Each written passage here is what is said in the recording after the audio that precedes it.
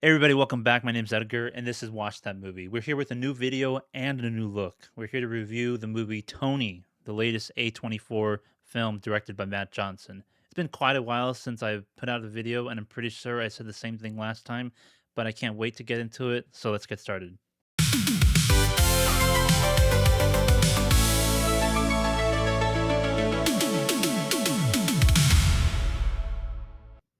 Tony is a biopic about Anthony Bourdain and his early life and rise of the world famous chef that we know today. It basically pulls all of his experiences and the years that he spent in Provincetown, Massachusetts, and comprises it for the sake of the movie into one summer in the narrative story that we see. The movie is adapted from the book Kitchen Confidential, which is a memoir that Anthony Bourdain wrote in the early 2000s. It's half autobiographical and half an insight into the service industry and what his thoughts are on the overall food and restaurant business that we know today. The movie is directed by Matt Johnson, who you might recognize from other films he's directed, like Blackberry, Nirvana, the band, the show, the movie. And it's also shot by Michael Bauman, who famously worked on One Battle After Another. The film is distributed by A24 and famously has stars like Dominic Sessa, who had his breakout role in The Holdovers, which I thought he was great in. Acting alongside him is Amelia Jones, who plays the love interest Nancy in the movie. She also appeared in Coda, which she starred in. I thought she was really great in that as well, and it was good to see her in this movie. Antonio Banderas plays the lead chef. I don't really think he has a name in the movie, or if they did, they mention it very little. He's the owner of the restaurant that Tony works at during that summer, and he plays a really fatherly and mentor figure, which is really great.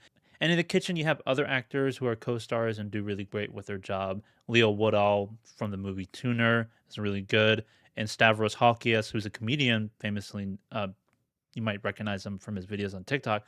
At least that's how I knew him. He works as one of the cooks in the kitchen as well. The cast worked really well. I think they really did a good job in casting this movie, and there's great chemistry between all the actors and a lot of the scenes. The movie and the story itself goes as this: a 19-year-old Anthony Bourdain travels to Provincetown and stumbles into the chaotic world of a restaurant kitchen, setting off a summer that will shape the course of his life. That's essentially what the logline says. Essentially, Tony has his sights on being a writer of sorts, so he like sends in applications, especially to a college that he really wanted to go to, trying to get a scholarship, so he can easily make his way and start doing what he really wants to do, what he really loves doing, which is writing.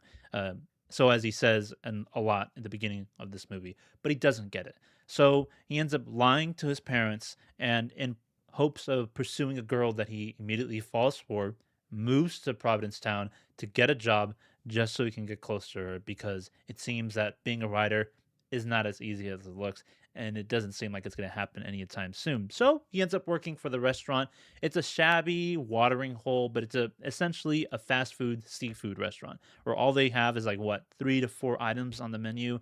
From there, we get to see the journey that Tony goes through, and he starts with a really high ego, and through all these experiences and all the people that he runs into, basically chip away at that and kind of mold a person that he becomes at the end of this movie. And I want to get right into the pros of this movie. I think it was really funny from beginning to end. And it's not really a comedy in the sense, it's a coming of age movie, but there's a lot of great comedic moments. And I feel like that's because of the chemistry between the actors.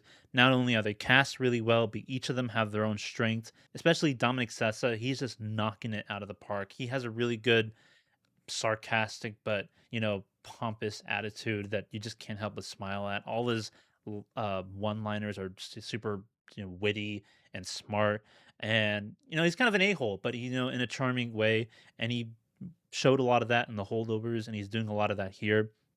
And I feel like that kind of lends well to the character he's playing. The director, Matt Johnson, puts a quote from Kitchen Confidential in the beginning of the movie, and I think that's featured on a lot of the posters as well. But it basically says, "Hey, when I was young, I was a punk and I was a jerk, and I deserved to like be kicked and knocked down a few pegs, because I needed to grow up." And that's exactly the kind of person that Dominic Sessa is playing. At least that's a version of Anthony Bourdain that Dominic Sessa is playing, and I think he does a really good job.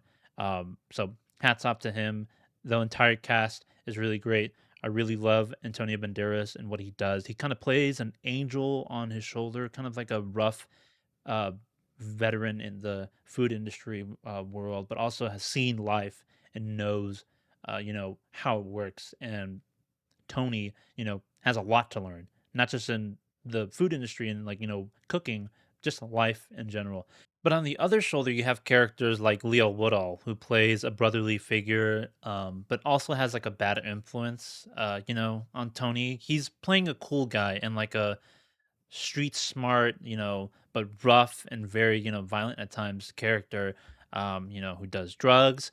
So between Antonio Banderas' character and Leo Woda's character, between the chef and Sal, you have an angel and devil on the shoulder, and it's kind of nice and interesting to see how Tony reacts to that, what he picks up from, what he learns from both of these characters, and how that impacts his life and how he sees things. But I'll get a little bit into that later.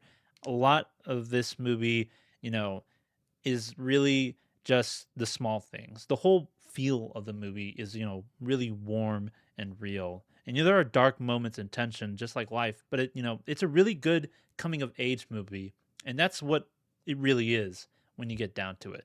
It's less of a biopic and more of a coming of age movie.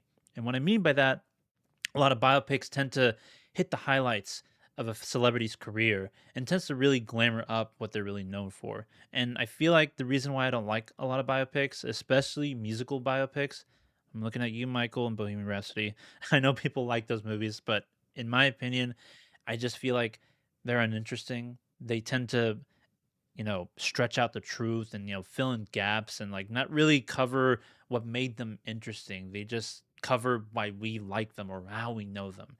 In this case, you're dealing with a small aspect of their lives and, and just peeking into it. And it's really interesting because as someone who's not really familiar with Anthony Bourdain, I felt like I got to know someone's life, in a deeper connection than you would get from a regular biopic. And I feel like biopics just go soft-handed with the subjects and, the topics that they're handling. But I digress. Other than that, it's a really good movie. It's a really good time. I had a lot of laughs coming out of this, and I had a really good positive feeling, and I felt drawn into the life and the person that Anthony Bourdain was.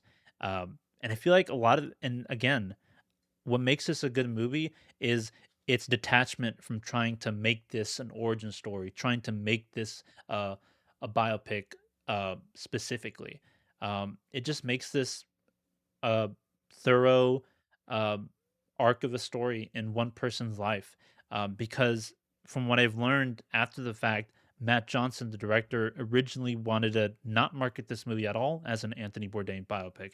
He wanted to make a movie about coming of age story about a young wannabe writer who ends up being a chef, and only then do we realize, oh, it's an Anthony Bourdain story. This is Anthony Bourdain's younger years. Because spoiler alert, and this is the only slight spoiler that I'll talk about, he only mentions his full name and says his full name at the very end, because he only goes by Tony the entire movie because that's what he likes being called as. And he does the name drop. He's like, "What's your name? My name is Anthony Bourdain." Like literally the last line of the movie. And I think that's really brilliant and clever. And I wish he had gotten away with that, but I understand for the sake of marketing, a lot of people wouldn't have gone to watch a movie that is a not an Anthony Bourdain movie, but is, but you got to go watch it because it's not really being marketed that way. I can understand the logistics and why that can be hard to sell to the public, but I think making a movie with that mindset just really works in this case because you're trying to make a movie, you're trying to make a good story. Because you're not trying to dazzle the audience with the, oh, remember that one? Oh, remember when he did this? Let's just go see that one time when he went to eat at that restaurant with Obama. Everyone knows that clip. Everyone knows that photo and that story. And I feel like that's just why I don't like biopics to begin with.